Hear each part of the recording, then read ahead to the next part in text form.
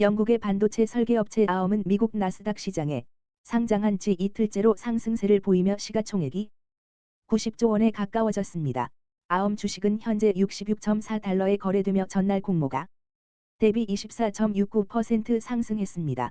이로써 시가총액은 89조 원에 이르고 이 IPO는 리비안의 140억 달러 조달 이후 미국 최대 규모입니다. 이 성공적인 IPO로 인해 미국 기업 공개 시장의 활기가 돌고 있으며 다른 기업들도 주식 공모 가격을 상향 조정하는 추세입니다. 인스타카트의 경우 주식 공모 가격을 상향 조정하면서 기업 가치가 100억 달러에 이를 것으로 예상됩니다. 중국의 외국인 직접 투자 FDI가 하반기에도 감소세를 이어가고 있습니다. 올해 1에서 8월 중국에 실제로 들어간 외자 투자는 작년 같은 기간에 비해 5.1% 감소한 8,471억 7천만 위안, 약 155조 7천억 원로 나타났습니다. 이는 전년 동기 대비 4% 감소한 1에서 7월 FDI에 이어 더 큰 감소로 세계 경제 회복의 둔화와 기저 효과를 이유로 설명되고 있습니다. 중국은 2020에서 2022년에 외자 유치를 높이고 역대 최고 기록을 세우기도 했으나 현재는 FDI가 줄어들고 있습니다. 일부 서방 기업은 중국 기조를 채택하며 다른 개발도상국에서 이익을 얻고 있습니다. 스타벅스가 중국 시장에서 루이싱이라는 토종 커피 브랜드의 매출 1위 자리를 내주면서 CCTV 여성 진행자인 장웨이를 이사로 영입한 것으로 알려졌습니다. 장웨이는 알리바바와 다른 글로벌 기업에서 임원직을 맡은 경력을 가지고 있으며 중국에서 대화 프로그램 진행자로도 유명합니다.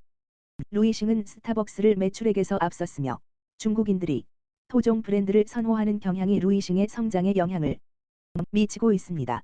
스타벅스는 중국 시장에서 입지를 회복하기 위해 장웨이를 이사로 영입한 것으로 보입니다.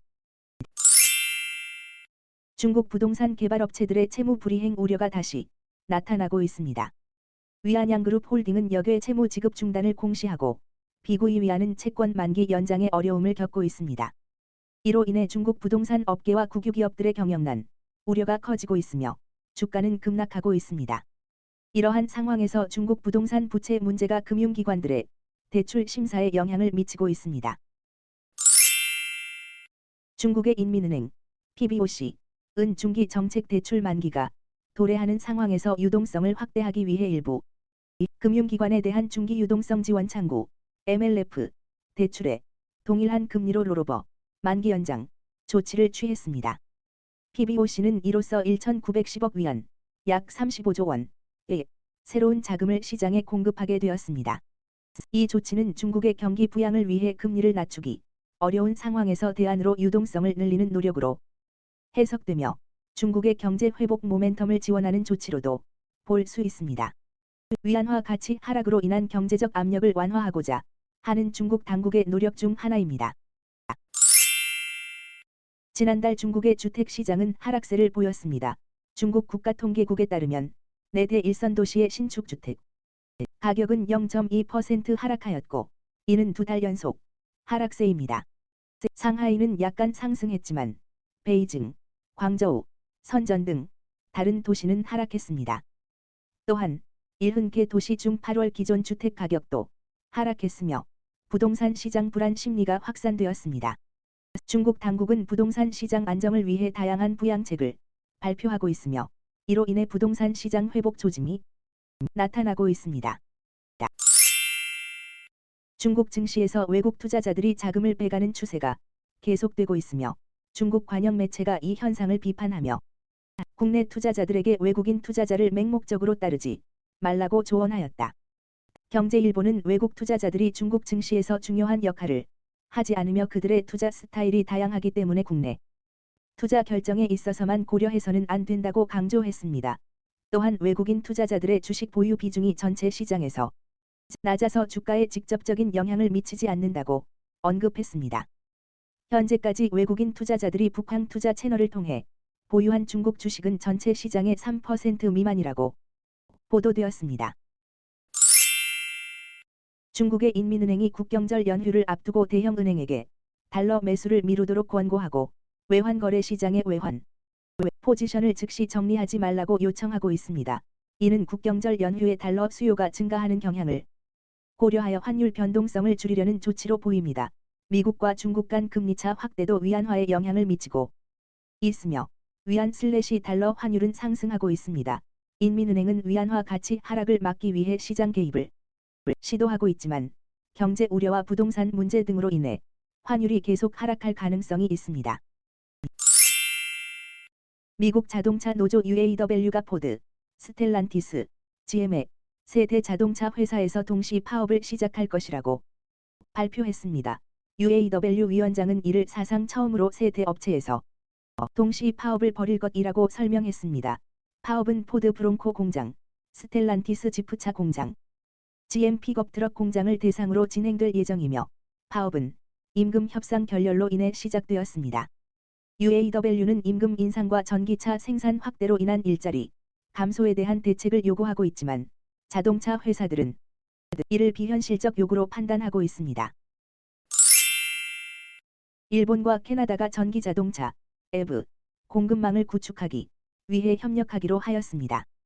이를 위해 니시무라 야스토시 경제산업상이 캐나다를 방문하여 배터리 공급망 협력 양해각서, 마우를 체결할 예정이며 이에는 미쓰비시 상사와 파나소닉 에너지 등 기업, 관계자들도 동행합니다. 협력 양해각서는 캐나다에서의 자원 개발과 생산을 일본 기업이 확대하고 양국 정부가 이를 지원하는 내용을 포함하고 있으며 캐나다 정부는 일본 기업의 현지 진출을 지원하기 위해 보조금을 고려하고 있습니다. 이 협력은 일본이 중요 광물 자원을 다양한 곳에서 공급받아야 하는 경제 안보 측면에서 중요하며 캐나다는 미국 시장 접근에 유리한 위치에 있습니다. 대만 중앙통신사에 따르면 양안 갈등이 고조되는 상황에서도 중국 본토와 대만 간의 민간 교류가 코로나19 발생 이전 수준을 뛰어넘었다고 15일 보도되었습니다. 2021년 대비로 1에서 8월 양안 민간 교류를 위한 증명서 발급 신청 건수가 116.4% 증가하여 68,565건으로 기록되었으며 2019년과도 비교하여 16.2% 늘어났습니다. 중국 본토의 친척 방문을 위한 증명서 발급 신청 건수는 2021년 대비 12배 증가하여 11,316건으로 2019년과 비교해도 18.2% 늘었습니다. 혼인용 증명서 발급 신청 건수는 4,505건으로 2021년 대비 4.8배, 2019년 대비 16.4% 증가했습니다. 미국에서 순수 전기 자동차의 보급 속도가 빠르게 증가하고 있습니다. 지난 12개월 동안 미국에서 97만 7,445대의 순수 전기차가 판매되었으며 100만 대 판매까지는 10년이 걸렸지만 200만 대 판매까지는 2년, 300만 대까지는 1년 남짓만 소요되었습니다. 올해 상반기에는 미국의 신차 판매에서 전기차의 비중이 7%를 넘어섰으며 이는 대중화의 중요한 단계인 티핑 포인트를 넘어선 것입니다. 이로 인해 전기차 점유율이 높아지면서 자동차 비용, 충전 문제, 운전자의 회의론 등 보편적인 문제가 해결되고 대중이 뒤따르게 됩니다. 중국 국가통계국은 8월에 소매 판매가 전년 동기 대비 4.6% 증가하고 산업 생산도 4.5% 증가했다고 밝혔습니다. 이는 로이터 통신의 예상치를 상회하는 수치로 소매 판매는 예상치인 3.0%보다 높았고 산업 생산도 3.9% 예상치를 넘어섰습니다.